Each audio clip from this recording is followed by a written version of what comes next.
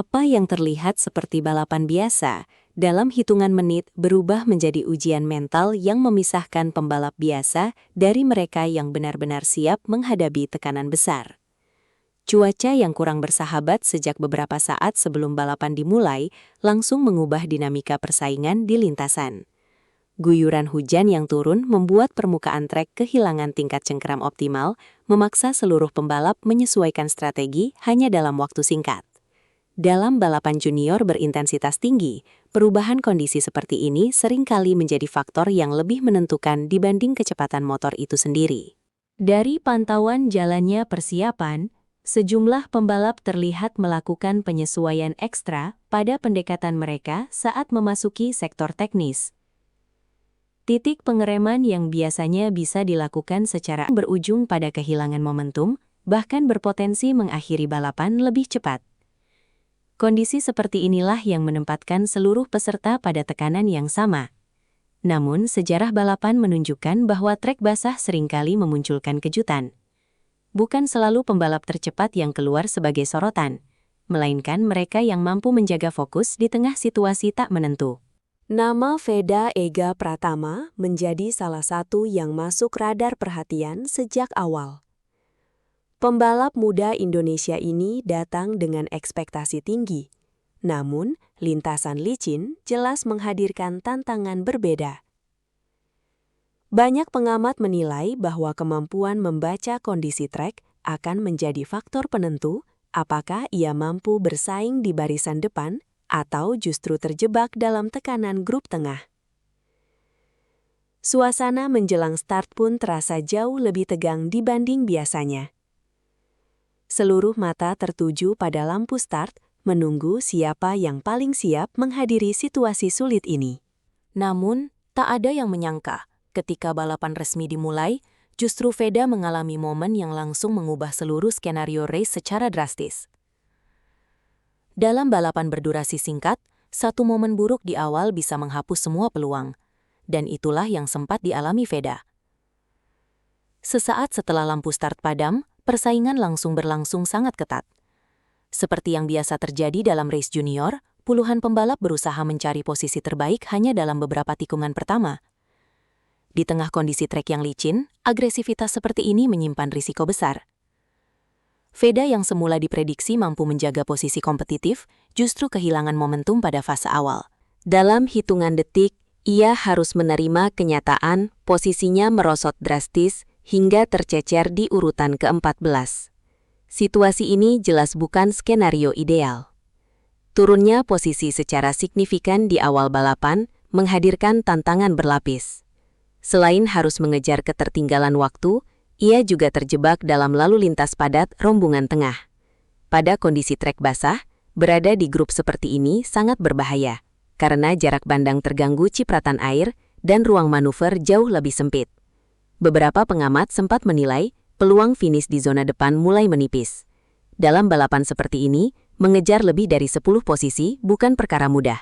Apalagi ketika setiap rider sama-sama berusaha bertahan dari resiko kehilangan grip.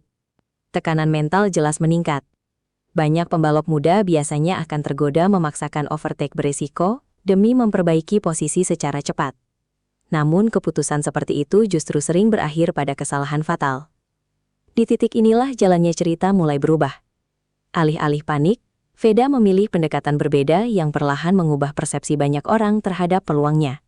Dan keputusan tenang yang diambilnya beberapa lap berikutnya menjadi awal dari kebangkitan yang tak banyak diperkirakan sebelumnya. Saat sebagian pembalap mulai kehilangan kontrol karena tekanan, satu keputusan tenang justru menjadi awal dari perubahan besar. Berada di posisi ke-14 pada kondisi lintasan basah bukan hanya soal tertinggal secara angka. Itu berarti seorang pembalap harus menghadapi tekanan dari segala arah. Di depan, lawan terus menjauh. Di belakang, ancaman serangan selalu datang. Dan di tengah situasi seperti itu, satu keputusan tergesa-gesa dapat langsung mengakhiri balapan. Namun yang terlihat dari Veda justru sebaliknya. Alih-alih memaksakan manuver agresif, ia memilih membangun ritme secara perlahan.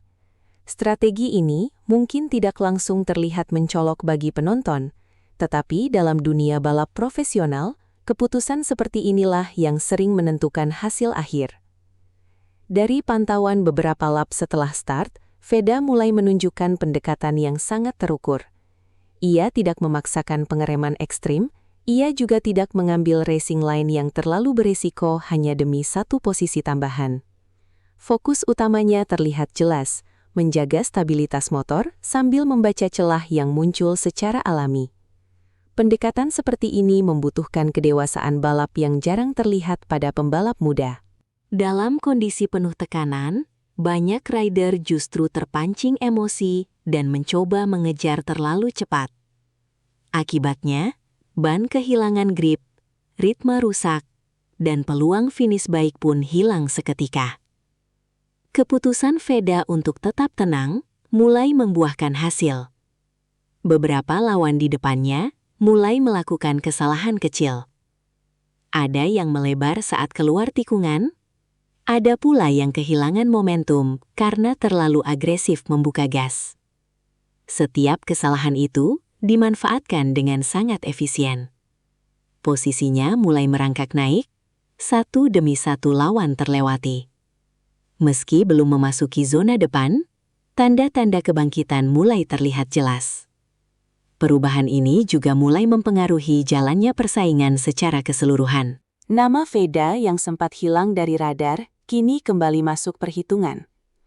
Dan ketika ritme balapnya mulai stabil, fase berikutnya menghadirkan sesuatu yang jauh lebih mengejutkan.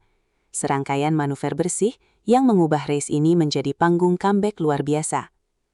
Dalam balapan basah, menyalip satu lawan saja sudah penuh resiko. Tapi apa yang terjadi berikutnya benar-benar di luar dugaan banyak pengamat. Setelah berhasil menemukan ritme terbaiknya, Veda mulai menunjukkan peningkatan performa yang sangat konsisten.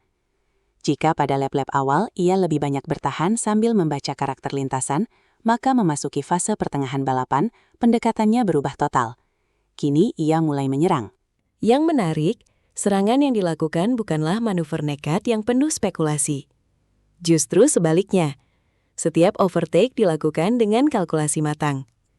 Ia menunggu lawan membuka sedikit celah, lalu masuk dengan timing yang presisi. Di trek licin, pendekatan seperti ini menjadi indikator kuat bahwa seorang pembalap benar-benar memahami kondisi lintasan.